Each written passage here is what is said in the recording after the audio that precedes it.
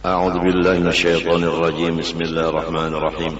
الحمد لله رب العالمين. اللهم صل وسلم وبارك على سيدنا محمد الأمين وعلى آله وصحبه إلى يوم الدين. أما بعد، سبحانك لا علم لنا إلا ما علمتنا إنك أنت العليم الحكيم. ولا حول ولا قوة إلا بالله العلي العظيم العزيز العليم. لدى كل حرف كتب ويكتب أبد الآبدين ودار الداهرين. رضي الله عني وعنكم وعن جميع المسلمين. وقال رضي الله عنه. Pertama-tama mari kita semua bersama-sama membaca Alhamdulillah. Dari karena kita sampai pada hari ini masih diberi Allah Ta'ala kesempatan untuk memperbaiki diri kita.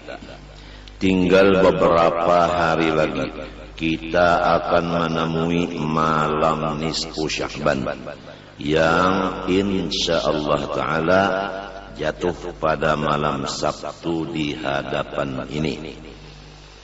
Maka diriwayatkan daripada beberapa hadis dan perkataan sahabat menyatakan bahwa pada malam nisfu Sya'ban Allah Subhanahu wa Ta'ala memutuskan tiap-tiap ajal dan perbuatan dan rizki masing-masing hamba Allah. Jadi pada malam itu buku nasib masing-masing kita ini tulisannya diserahkan kepada malaikat yang diwakili melaksanakan, menjalankan apa yang sudah tertulis itu dan tidak bisa dirubah lagi. Nasib satahunan, baik ajal atau umur maupun pekerjaan maupun rizki sampai nisfunang akan datangnya.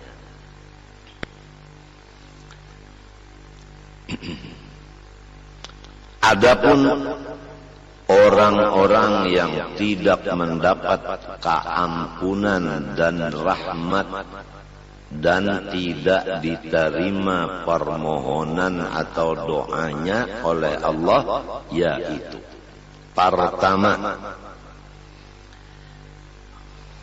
orang yang menyekutukan Allah, musyrik. Nomor dua, orang yang bermusuh-musuhan sesama Islam. Nomor tiga, orang yang mengambil pajak. Nomor empat, orang yang membunuh manusia. Nomor lima, orang yang memutuskan silaturahim. Nomor enam, orang yang melebihi panjang pakaian di bawah bahiritan dengan niat bersombong. Nomor tujuh, orang yang mengakali perzinahan. Nomor delapan, orang yang mengakali minuman-minuman yang diharamkan. Nomor sembilan, orang yang adu wasah. Nomor 10, orang yang mengupat akan orang lain. Nomor 11, orang yang mengerjakan riba atau memakannya atau memberi makan atau jadi sekretarisnya. Nomor berapa tadi sudah lihat lagi nah. Pertama, orang menyekutukan Allah. Dua, orang yang bermusuh-musuhan.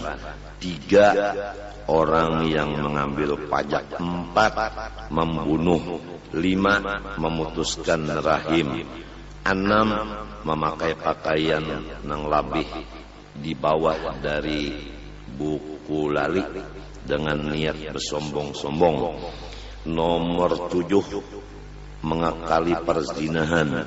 Nomor 8, mengakali minuman keras. Nomor 9, orang yang adu asah. Nomor 10, orang yang mengupat akan orang. Nomor 11, orang yang memakan riba. Nomor 12, orang yang melukis binatang yang hidup, artinya lukisan seluruh badannya minta. Nomor 13, orang yang durhaka kepada dua ibu bapak. Nomor 14, orang yang khianat di dalam usahanya. Nomor 15, orang yang keluar dari ahli sunnah wal jamaah atau orang ahli bid'ah. Nomor 16, orang yang nomor 16, orang yang memarahi dengan seorang dari sahabat Rasulullah Sallallahu Alaihi Wasallam.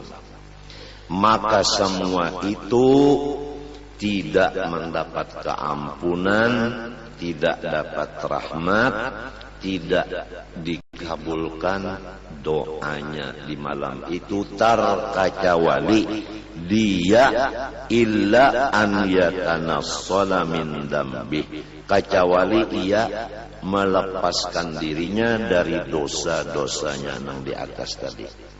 Itu 16 kata. 16 kata. Nah, nomor 17, dukun. Nomor 18, tukang seher. Jadi 18 ini dikumpulkan dari beberapa hadis dan dari beberapa perkataan sahabat, orang yang lepas dari keampunan dan rahmat dan kabul doanya dan diterima ibadahnya pada malam nisfu Sa'ban itu lepas. Kecuali lebih dahulu sebelum malam itu terjadi, dia sudah bertaubat dari dosa masing-masing itu dan tidak lagi mengulanginya. Itulah yang pertama dulu disampaikan. Kemudian pada malam itu kita disuruh beribadah. Nah, pertama sembahyang maghrib berjamaah. Yang kedua, berniat sebelum membaca Yasin. Kemudian berdoa. Niat pertama, kemudian baca Yasin pertama, kemudian doa pertama. Kemudian demikianlah diulang-ulang 3 kali. Selesai, lalu sholat isya berjamaah. Lalu kalau bisa berjamaah bagus.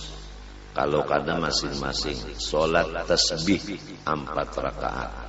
Kemudian membaca tasbih Nabi Allah Yunus, la ilaha illa anta subhanaka inni kuntu minadh dhalimin, 1275 kali. 1275 kali. La ilaha illa anta subhanaka inni kuntu minadh dhalimin. 1275 kali. Kemudian sebaiknya lagi kita berniat sembahyang subuh berjamaah. Dan jangan lupa ganti daripada syekh murabbi mursyid kita. Sebab kita ini hidup. Kalau kada bisi guru nang memimpin, niscaya syaitan guru kita. Jadi supaya lepas daripada dipimpin setan, maka sudah ijma ulama-ulama menentukan bahwa memperbanyak membaca sholawat dan salam kepada Rasulullah SAW itu taqumu maqama syaikhit tarbiyah. Tulisannya nang kayak ini dalam kitab. Wa qad ajma'u ala anna al-ikthara min as-salati was-salami ala Rasulillah sallallahu alaihi wasallam taqumu maqama syaikhit tarbiyah. Mereka itu ulama ijma' bahwasanya memperbanyak salawat dan salam kepada Rasulullah sallallahu alaihi wasallam itu menempati kedudukan guru yang memimpin. Waqad wasala biha katsirun minal 'arifin wa lam yakun lahum syaikhun ghairu dzalik. Dan sesungguhnya telah sampai ke hadrat Allah Ta'ala sangat banyak dari manusia-manusia, padahal tidak ada mempunyai guru sama sekali kecuali banyak membaca sholawat dan salam kepada Rasulullah SAW.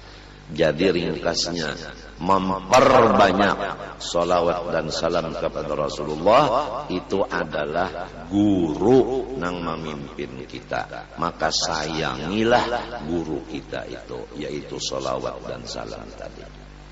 Jadi malam nisfu Sya'ban banyak-banyak membaca sholawat. Seperti Dalailul Khairat, kita baca umpama mulai dari awal sampai habisnya umpamanya malam itu.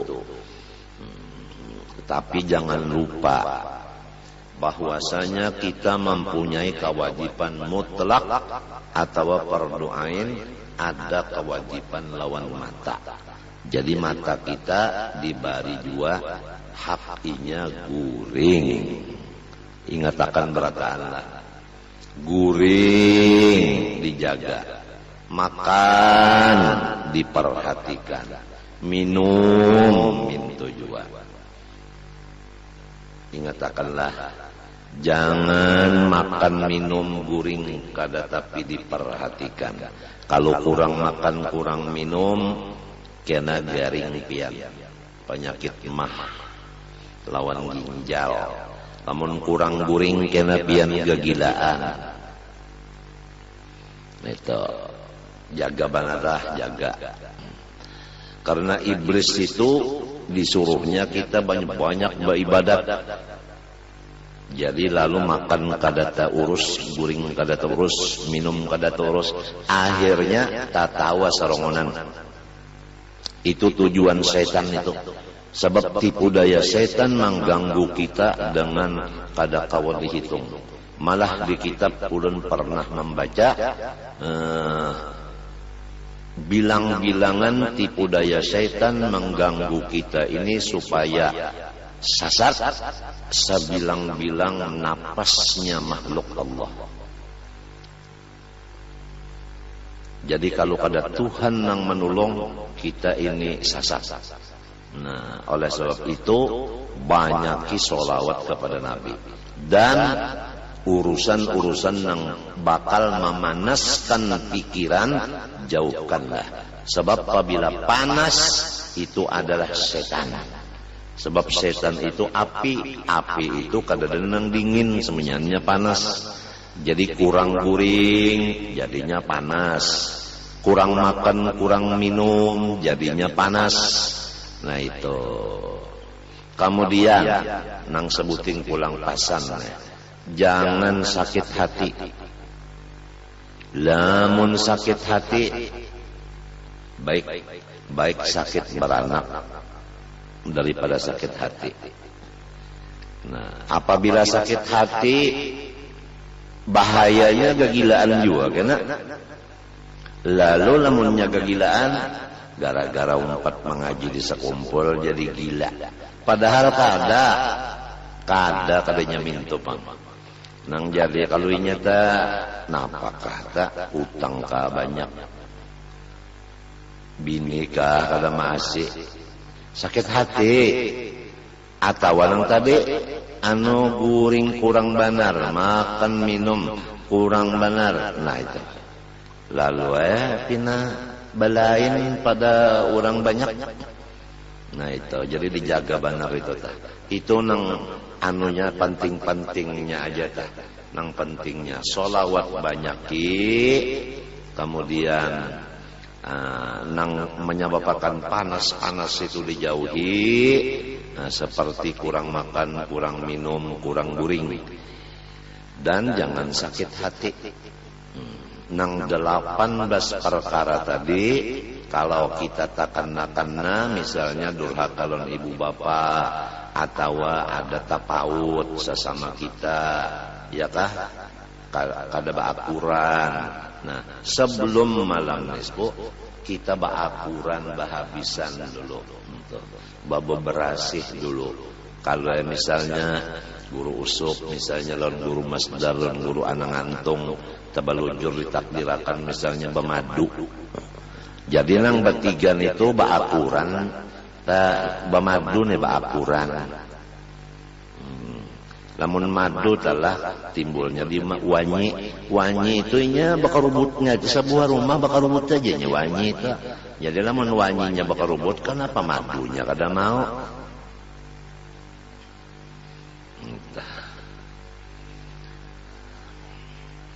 Lamun dak tahu nang 18 tadi kitabnya Kanzun Najah was Surur karangan Syekh Abdul Hamid bin Muhammad Ali Kudus. Ulun dibari langsung dengan tangan Sayyid Amin Qutbi kitab kita tadi. Jadi 18 perkara tadi urang nang kada mendapat rahmat, kada mendapat keampunan, dan kada diterima doanya di malam itu.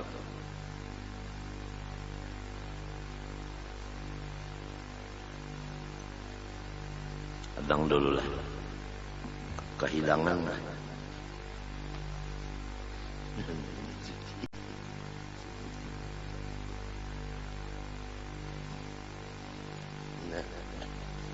Dapat pun.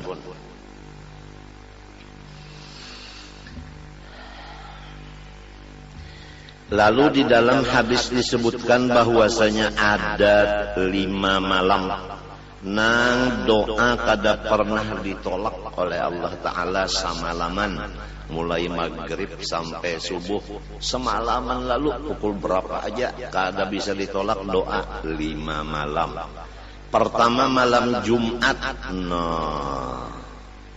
malam Jumat semalaman. Lalu pukul berapa aja biar baca, cuma ingatkan tadilah guring makan minum. Kalau aku jam malam minum Jumat anak bagaguringan. Nah ingatkan setan bisa mahaur. Rasulullah pun guring juga saben malam. Nomor 2 malam pertama bulan Rajab. Kalau malam Jumat seminggu sekali. Kalau malam awal Rajab setahun sekali. Malam nisfu Sya'ban setahun sekali. Malam Lailatul Qadar setahun sekali juga. Malam hari raya Fitrah setahun sekali. Malam hari raya Korban setahun sekali juga, ya 5. Matinya malam hari raya itu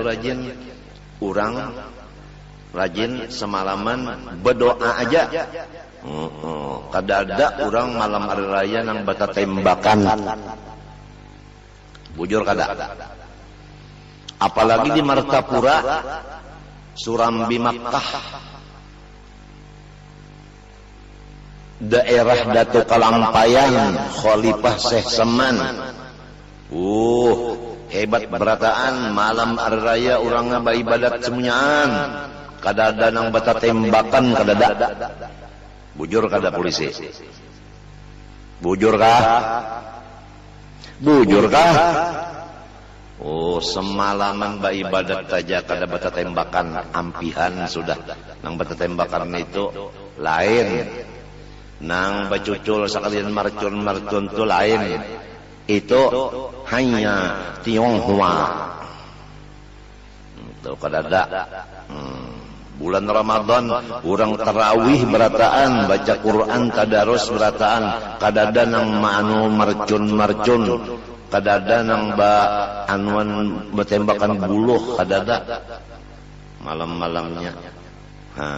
Siangnya kadada orang nang baca jualan makanan nang cagar dimakan siang.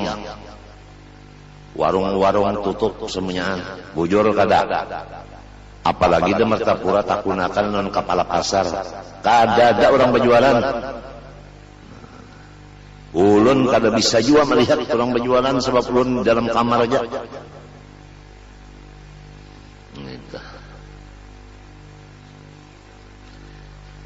Doa yang paling bagus sebenarnya diamalkan yaitu nang Nabi ditakuni Siti Aisyah.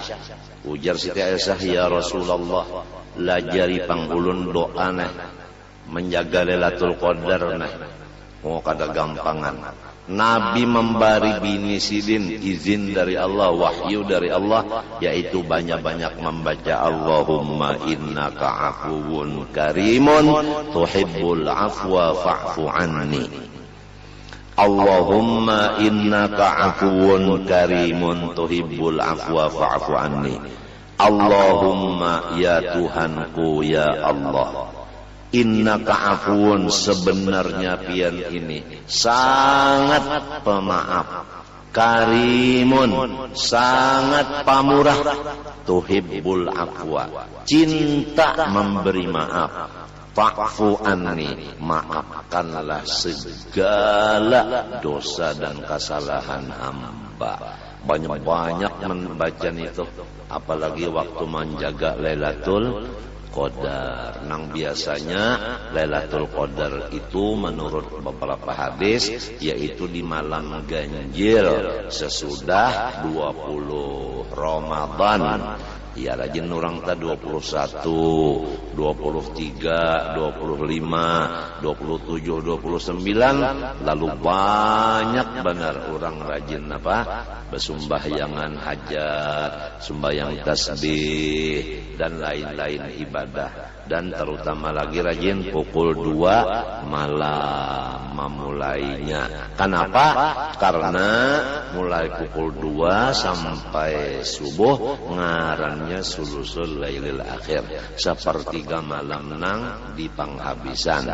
Maka saban malam, bukan hanya Lailatul Qadar aja, apabila mulai pukul 2 sampai subuh, maka doa dikabulkan di sana. Nah itulah artinya, di antara artinya sedikit, artinya pembicaraan bidang agama nang ada kaitannya dengan malam nisfu Sya'ban. Kemudian kita menyambung kitab nang dibaca ini. Qala rahimahullahu ta'ala,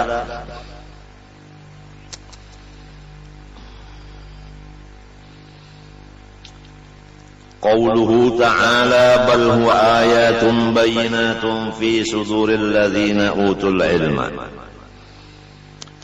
Bal huwa, tetapi adalah Quran, alladzi ji'ta bihi, yang engkau Muhammad membawanya. Ayatun, adalah bukti-bukti dari Allah. Bayyinatun, yang menyatakan. Jadi Al-Quran yang dibawa Nabi itu baik hurufnya, barisnya, dan maknanya, semua itu adalah tanda bukti nang nyata atas Allah. Jadi barang siapa melihat atau membaca atau mendengar Al-Quran, semestinya dia melihat Allah dengan imannya, dengan musyahadahnya, dengan hatinya. Karena Al-Quran itu ayatun bayyinat. Di mana Quran yang dibawa Nabi itu andaknya fi suduril ladzina utul ilma, berada di dalam dada-dada orang-orang yang diberi Tuhan ilmu. Artinya orang-orang nang ulama hafal akan Quran itu. Apa rasanya? Oh guru-guru, apa rasanya? Menurut ayat ini semestinya guru-guru agama hafal Quran. Bal huwa ay Quran alladzi jitabih ayatun bayinat kainatun fi suduril ladzina utul ilma. Jadi al-ulama yahfazunahu. Semestinya orang alim hafal Quran. Apa rasanya? Lamun kada hafal jua maka sudah jadi guru agama. Nah, lancar barang membaca. Lancar. Banyak dibuka. Membaca itu lancar. Kenapa jadi lancar? Guru agama. Lamun guru agama membaca Quran tabulik-bulik. Rasa bertentangan lawan ayat ini. Semestinya di ayat ini bukan membaca lawan buku, semestinya hafal. Ini kenapa guru agama membaca Quran itu tabulik-bulik, kada lancar? Oleh sebab itu, mudah-mudahan Tuhan mengatur kita dan anak cucu kita. Kira-kira umur 11 tahun. Umur 11 tahun. Lalu setahun pertama, yaitu umur 12. Setahunan belajar Quran aja. Mulai tajwidnya, lawan membacanya. Setahunan. Kada belajar yang lain. Lamun sifat 20 sudah apa belajarlah ya. Ujur Cidembakon itu sudah. Setahunan.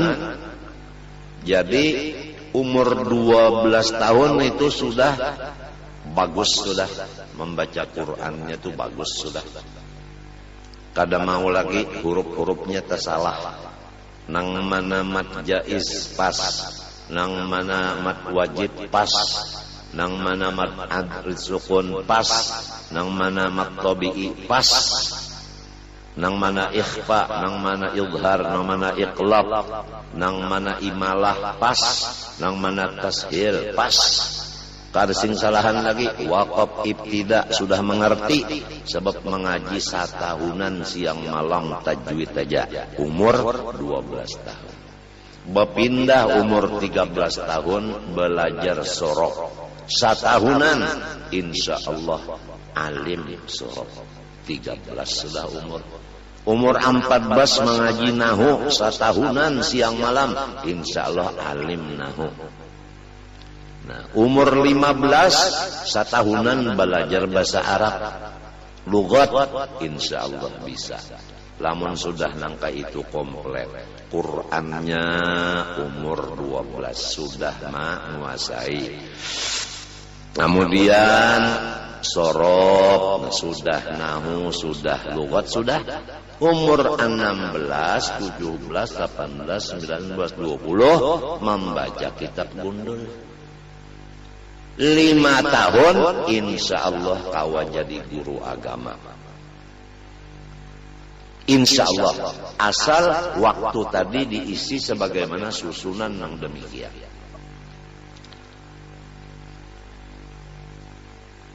Jadi setahunan itu jangan bercampur pak nang 4 buting, 3 buting, jangan sehari semalaman tuh sebuting aja. Ya kata tajwid aja. Nah ini kena penyakitnya dulak. Si kan anak nang umur 11 tahun tuh dulak. Matinya sambil digamati supaya jangan dulak. Tapi insya Allah apabila memang tulisannya orang itu cagar alim, sifat dulak itu hilang. Kada dulak, tinggal apa? Tinggal lagi pangarahan dari orang tuanya. Lamun orang tuanya ma'arahakan ke situ, insya Allah. Gurunya ada. Guru Quran tajwid ada, guru sorof ada, guru nahu ada, guru bahasa Arab ada, guru nang lain-lainnya, kitab nang lain-lainnya ada. Kitabnya bang, sebahagian ada di sini, sebahagian kadada. Nah itu mudah-mudahan artinya generasi yang akan datang insya Allah kembali kepada menjadi nang kuat agama.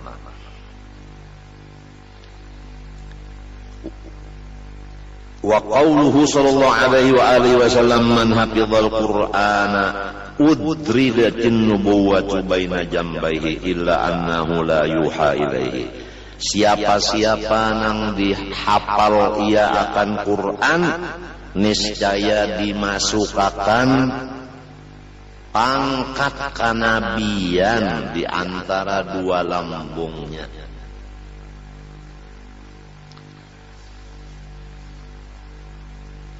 Coba pian baca kitab nang baluman lagi kita baca.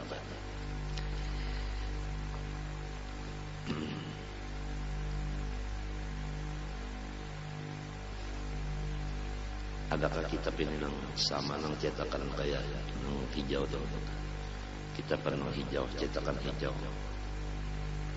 Ya sebentar lah dulu. Menghina-hina dulu. Ini hubungan kepada hadis ini. Barang siapa hafal ia akan Quran, niscaya dimasukkan oleh Allah akan pangkat kenabian itu di antara dua lambungnya. Jadi pangkat kenabian itu ada di antara dua lambung. Kan kalau biasa pangkat itu umpamanya di bahu bintang ya kan ada 1, 2, 3, 4.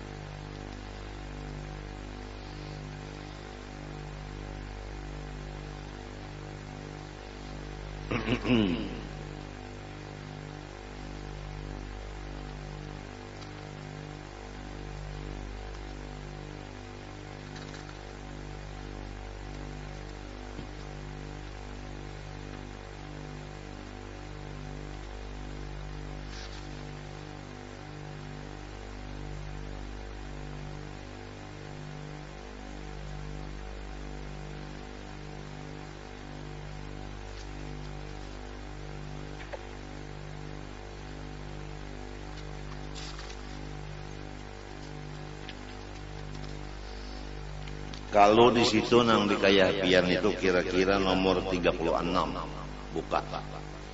Nomor 36 lah. Di awalnya di awal. Ini belum dibaca lagi nih. Nang kita bacakan wasiat. Ini nang ngarannya kitab ini ngarannya Al-Ilmun Nabros. Coba. Adakah di atas tu waqala Sayyidunal Imamul Arif Billahi Ta'ala Al-Habib Hamid bin Umar Hamid Alwi, adakah? Bujurkah? Bujurkah? Nah lalu turunakan ke bawah 1, 2, 3, 4, 5, 6, 7, 8, 9. Baris ke-9. Dapatkah? Dapatkah? Nah lalu di situ kan wa yasqini, pengulaannya ya kah? Sebelah kanan. Nah, wa hadzal abdu bittiba'ihi soro warisan li madharin nubuwah. Bujurkah? Nah, nang ulun padahkan non pian hubungan lawan nang hadis tadi, fal waliyu fil haqiqati nabiyyun. Itu aja tasahidnya, itu aja nang pian coret di bawahnya. Lalu di bawahnya dicoret sepanjangan fal waliyu fil haqiqah nabiyyun. Di pinggirnya matlabul aham. Artinya ini tuntutan nang sangat penting. Tuh lah. Nah itu nang sahidnya nah. Fal waliyu fil haqiqati nabiyyun. Waliullah itu pada hakikatnya adalah nabi. Nah, itu jelas. Nah jadi orang nang hafal Quran, pangkat kenabian itu dianggap Tuhan di antara dua lambung kiri kanannya. Jadi hakikatnya orang itu nabi. Illa tetapi lainnya annahu bahwa orang yang hafal Quran itu la yuha ilaihi, tidak lagi turun wahyu kepadanya. Nang ada di dalam dadanya itu wahyu, nang kada bertambah lagi. Seadanya Quran itu masa Quran ditambah-tambah lagi. Quran sudah komplit. Jadi orang nang hafal Quran itu adalah orang wali minto, hakikatnya nabi minto. Jadi supaya tahu tah lawan derajat orang tah. Apalagi mana alim, mana hafal Quran, mana hafal tafsirnya, mana ada pulang ilmu-ilmu lain pulang di dada beliau. Apalagi ini supaya tahu nikmat Allah. Wa qala alaihi salatu wassalamu law kana hadzal qur'anu fi ihabin ma massatun nar. Jikalau Quran ini ada di dalam kulit, niscaya tidak disentuh oleh neraka. Apalagi di dalam dada, niscaya badan ini kada disentuh neraka. Wa fi munajati Musa fi wasfi ummati Muhammadin sallallahu alaihi wasallam, dan di dalam munajat Nabi Musa pada Tuhan menyatakan sifat Nabi Muhammad sallallahu alaihi wasallam, bukan mintu kisahnya. Nabi Musa ini melihat di dalam Taurat kebesaran umat Nabi Muhammad SAW. Lalu ujar Nabi Musa, ya Allah, kalau dalam Taurat itu ada tulisannya anajiluhum fi sudurihim wa ghairuhum yaqra'u minal masahib. Nah, umat Nabi Muhammad dinyatakan di dalam Taurat anajiluhum, bermula kitab suci mereka itu, fi sudurihim, berada di dalam dada-dada mereka itu,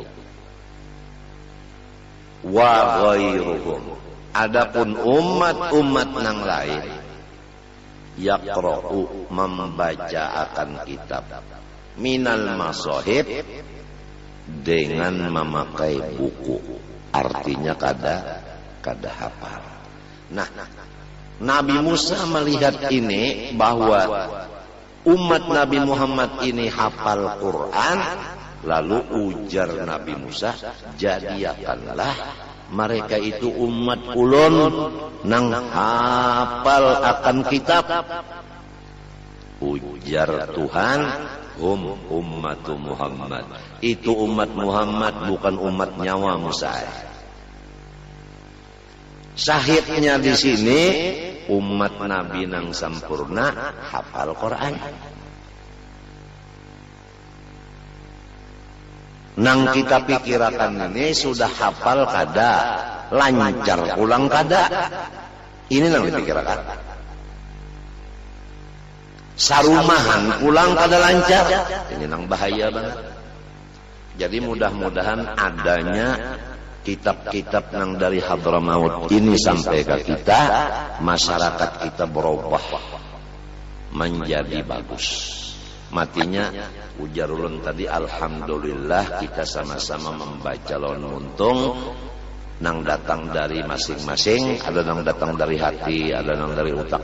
Bacaan alhamdulillah kita masih diberi kesempatan untuk memperbaiki diri. Nang kada hafal Quran, mudah-mudahan hafal. Nang sudah hafal jangan hilang hafalannya. Nang kada bisa membaca, mudahan belajar. Nang sudah bisa, mudahan lancar. Itu Pak. Nya belajar dulu, mbah belajar melancari dulu, mbah melancari hanya mahafal. Limbah mahafal hanya membuliki hafalan itu. Wa qala al-Imam Syafi'i radhiyallahu anhu law tasaddaqa insanun bi sadaqatin lil qurra surifat ilal huffaz. Ujar Imam Syafi'i radhiyallahu anhu, jikalau bersedekah seseorang dengan satu sedekah yang ditujukan kepada qurra, maka wajib diserahkan kepada yang hafal Quran. Jadi lamun qurra, arti qurra itu orang hafal Quran. Jadi arti qori orangnya hafal Quran.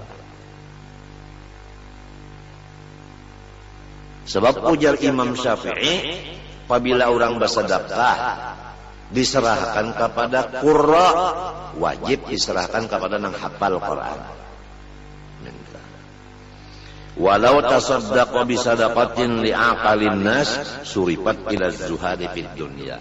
Jikalau orang bersedekah dengan satu sedekah diserahkan untuk manusia yang paling pintar, siapa nang menerima sedekah itu, maka wajib diserahkan sedekah itu menurut Imam Syafi'i kepada orang yang zuhud akan dunia. Orang yang zuhud akan dunia itu masing-masing memaknai zuhud. Ulama yang benar memaknai zuhud masing-masing. Tapi Imam Junaidil Baghdadi, ujar guru ulun, berkata bahwa arti zuhud lawan sidin yaitu tiada merasa mempunyai milik. Nah, ini ada hubungannya dengan perkataan Sayyidi Syekh Abdul Qadir Al-Jilani. Sayyidi Syekh Abdul Qadir Al-Jilani di dalam Manaqib Sidin, wa su'ila radhiyallahu ta'ala anhu anid dunya faqala akhrijha min qalbika ila yadika fa innaha la tadurruka. Hai Syekh Abdul Qadir Al-Jilani, ulun betakon non pian masalah harta dunia nih macam apa. Ujar Sidin, keluarkan akan harta itu dari hati, letakkan di tangan nyawa aja, maka kada memudaratkan akan nyawa. Nah iya, jadi kalau dunia itu harta di tangan bukan di hati, itu ngarannya zuhud. Nah, berarti hati kada mengaku bahwa inya ampunnya. Ini hatilah lamun muntung beratane itu kada milik unda. Tapi limbahnya kena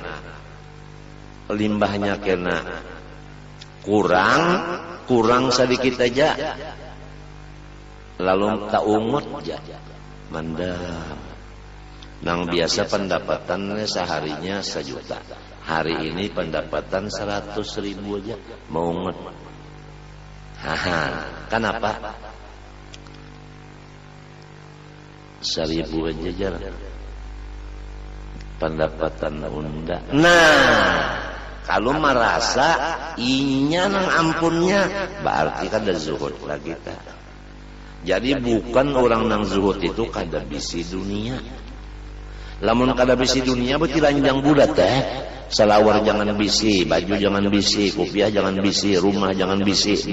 Kadanya mintu pang. Kada.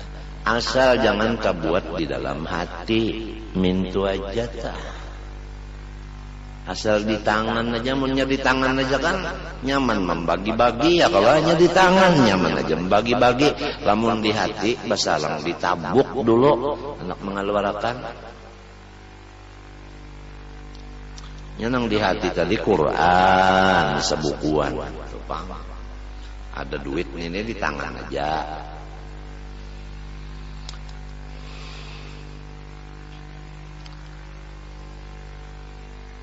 Samalam sidin ma'atur kitab, kita bulikilah sidin ma'atur kitab di atas samalam. Pertama lantaran kitab agama ini memang luas seperti lautan yang dalam dan balapi-lapis gelombangnya dan kadada akhirnya, maka disuruh sidin kita nang dikaji itu nang paling penting aja, lalu disusun sidin. Pertama nang disiapakan kitab cagar dilajarakan Mukhtasar Syekh Abi Syuja yang bangaran Al-Ghayah wa Taqrib, nang dibaca di Darussalam kira-kira sampai wayah ini, yaitu apa